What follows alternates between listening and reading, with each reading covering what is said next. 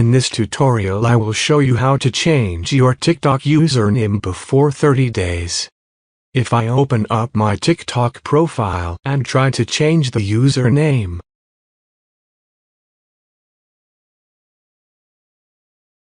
it says here that I can only change the username once every 30 days. If you need to change your username urgently, return to our profile. Then tap on the 3 lines. And then open Settings and Privacy.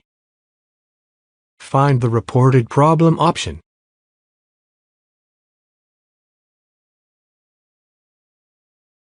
Search for the username.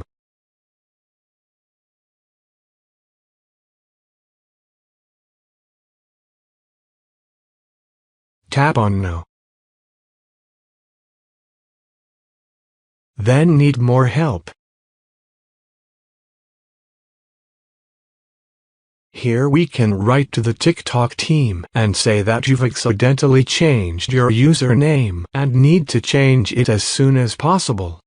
And ask them if they can resolve your issue. And they will send you feedback. That is the only way you can change the username before 30 days on Instagram.